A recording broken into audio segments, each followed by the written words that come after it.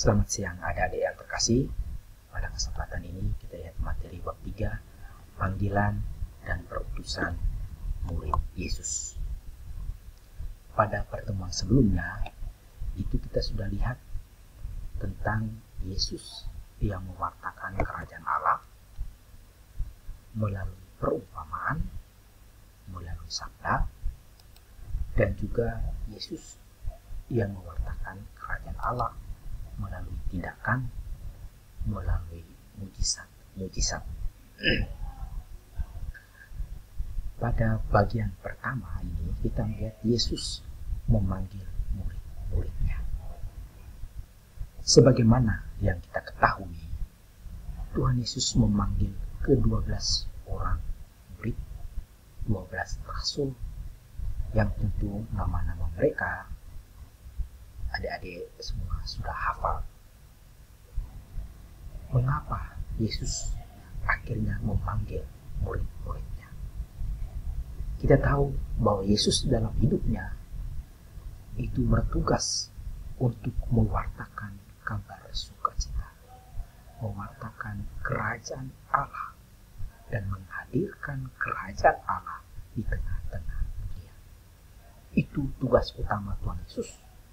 Dan dengan mewartakan dan menghadirkan kerajaan Allah di tengah dunia, Yesus ingin agar kita semua selamat. Nah, jika Tuhan Yesus memanggil para murid, memanggil para rasul, itu berarti Yesus mau menjadikan mereka sebagai partner, rekan kerjanya Tuhan Yesus dalam tugas dan perutusan tersebut. Yesus tidak mau dia bekerja sendirian. Dia ingin agar apa yang telah dimulainya itu terus berlanjut, dilanjutkan oleh para rasul dan pengikut-pengikut selanjutnya hingga sampai dengan kita saat ini yang juga disebut sebagai pengikut Yesus atau murid-murid Yesus. Untuk menjadi murid Yesus ada 3 syarat. Di Injil Matius bab 6 ayat 24 dikatakan, setiap orang yang mau mengikuti aku, ia harus menyangkal dirinya, memikul salibnya, dan mengikuti aku. Apa artinya menyangkal dirinya? Menyangkal diri artinya senantiasa melaksanakan kehendak Tuhan, bukan melaksanakan kehendak diri sendiri, bukan melaksanakan kemauan atau keinginan pribadi kita sendiri. Para rasul juga dituntut begitu, untuk senantiasa melaksanakan kehendak Tuhan. Misalnya Bunda Maria, dia katakan Injil Lukas bab 1 ayat 38, sesungguhnya aku ini hamba Tuhan, terjadilah padaku menurut perkataanmu itu. Bunda Maria telah menjadi teladan, telah menjadi contoh bagi kita dengan penyangkalan dirinya untuk senantiasa menyerahkan diri kepada Tuhan dan mengikuti kehendak Tuhan. Dan bahkan saudara-saudari, dalam doa Bapa kami, kita selalu berdoa, jadilah kehendak-Mu di atas bumi seperti di surga. Dalam setiap kali kita berdoa Bapa kami, kita meminta supaya kehendak Tuhanlah yang terlaksana dalam hidup kita, terlaksana dalam diri kita. Kita selalu meminta supaya rencana dan kehendak Tuhan terlaksana dalam hidup kita. Itu artinya kita sungguh-sungguh menjadi hamba Allah. Hamba Allah bukan menjadi seperti budak Allah, tetapi tanda kepasrahan dan penyerahan diri yang total pada rencana dan kehendak Tuhan atas hidup kita. Syarat yang kedua adalah memikul salibnya. Salib adalah lambang penderitaan, dan kita siap untuk menderita seperti Yesus yang juga telah menderita untuk kita. Yesus menjadi contoh teladan bagi kita. Sangat tidak mudah saudara-saudari untuk memikul salib, untuk menerima penderitaan, untuk menjadi orang yang murah, untuk menjadi orang yang mudah untuk memaafkan, untuk menjadi orang yang sabar. Sekalipun kita disakiti, sekalipun kita dihina, sekalipun kita ditolak, itu memang butuh pengorbanan, butuh perjuangan. Dan itulah kita sedang berusaha untuk memikul salib kita. Penulis surat kepada orang Ibrani dikatakan mengajak kita untuk mengabaikan segala kehinaan dan tekun memikul salib. Syarat yang ketiga adalah mengikuti aku. Tuhan Yesus ajak kita untuk mengikuti Dia sebagai apa? Sebagai guru. Yesus adalah guru, Yesus adalah pengajar. Dia mengajarkan kepada kita jalan kebenaran dan keselamatan. Akulah jalan kehidupan dan kebenaran. Yesus adalah satu-satunya jalan keselamatan. Maka kita mengikuti Yesus sebagai guru, mengikuti apa yang Tuhan Yesus lakukan. Yesus juga sebagai teladan. Apa yang Tuhan Yesus lakukan juga kita lakukan, juga kita teladani kalau kita menyebut diri kita sebagai murid Yesus. Yesus adalah model, Yesus adalah idola bagi kita. Karena Yesus adalah model, adalah idola bagi kita. Maka semua yang Yesus lakukan, semua yang Yesus berbuat, itu pasti akan kita ikuti. Pasti akan kita tiru. Yesus pertama-tama memanggil para muridnya. Inisiatif itu datang dari Tuhan. Injil Yohanes dikatakan, bukan kamu yang memilih aku, tetapi akulah yang memilih kamu.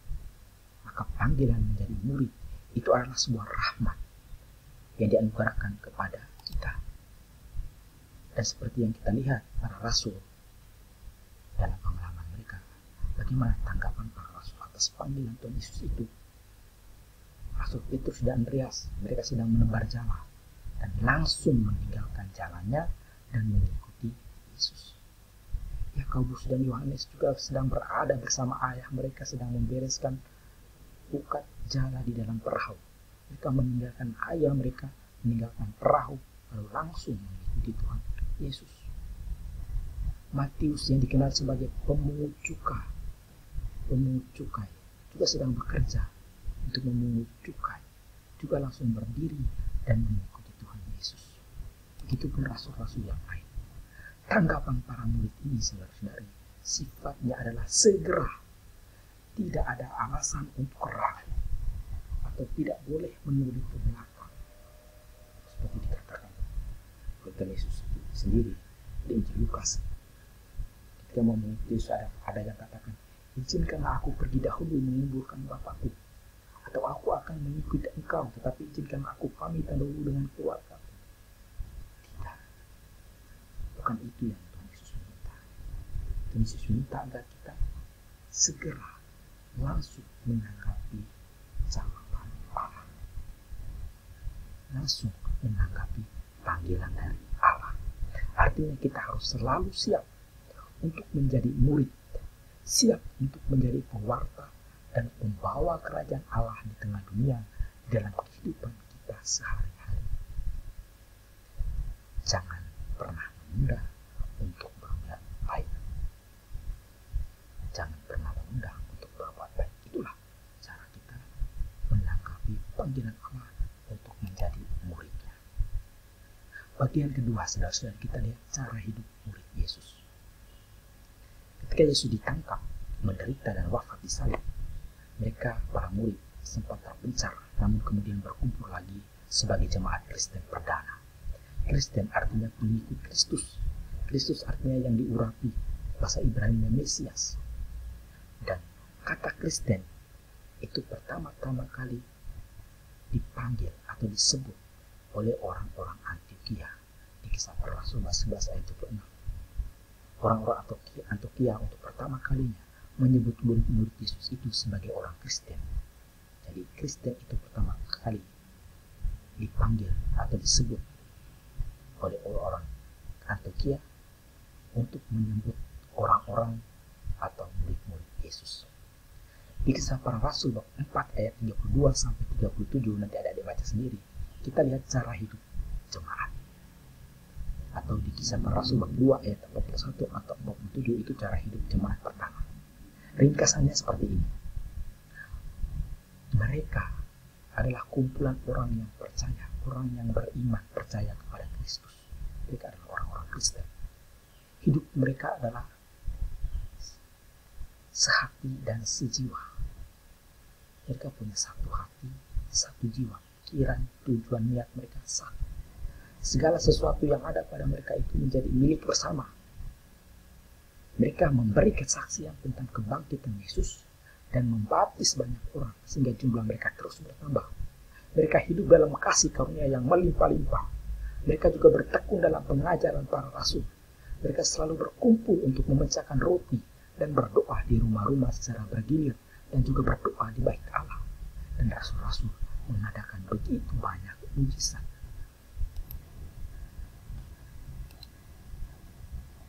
Nah, sekarang kita lihat tugas perutusan sebagai murid Yesus. Yesus memanggil dan memilih para rasul, tentu dengan suatu maksud atau tujuan, yakni untuk melanjutkan karya pewartaan kerajaan Allah yang telah dimulai oleh Tuhan Yesus. Di Injil Matius 28 ayat 16-20 Tuhan Yesus katakan, "Pergilah, jadikanlah semua bangsa muridku, baptislah mereka dalam nama Bapa dan Anak dan Roh Kudus, dan ajarilah mereka melakukan segala sesuatu yang telah kuperintahkan kepadamu." Jadi tugas utama adalah jadikanlah semua bangsa muridku. Itu tugas perutusan para rasul. Baptislah mereka dan lakukan semua yang telah diperintahkan oleh Tuhan Yesus.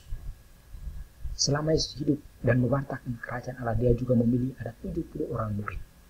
Mereka diutus untuk berdua-dua mendahului dia sebelum Tuhan Yesus datang atau mengunjungi tempat itu.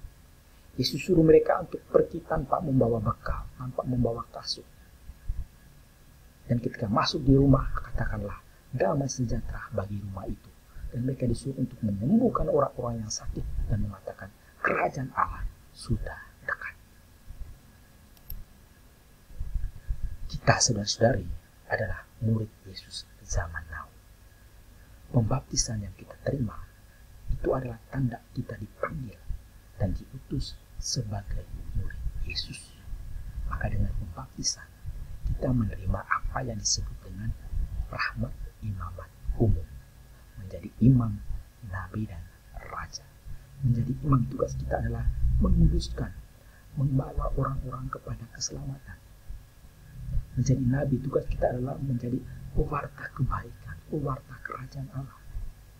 Raja, tugas kita adalah untuk melayani, memimpin diri kita sendiri kepada kebenaran dan melayani seperti Tuhan Yesus yang melayani. Sebagai murid Yesus zaman now, perutusan macam apa yang bisa kita lakukan? Bagaimana cara kita mewartakan kerajaan Allah?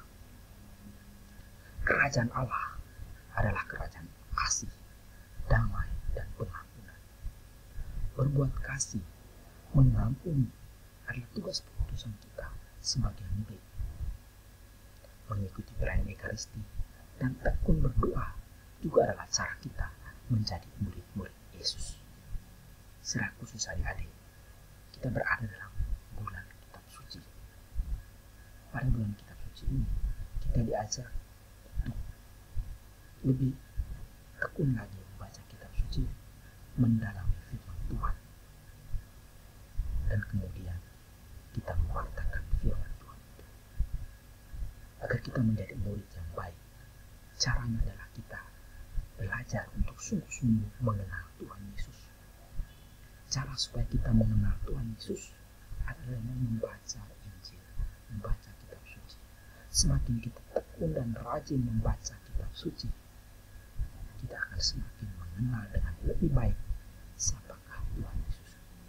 Siapakah Yesus yang menjadi idola bagi kita itu.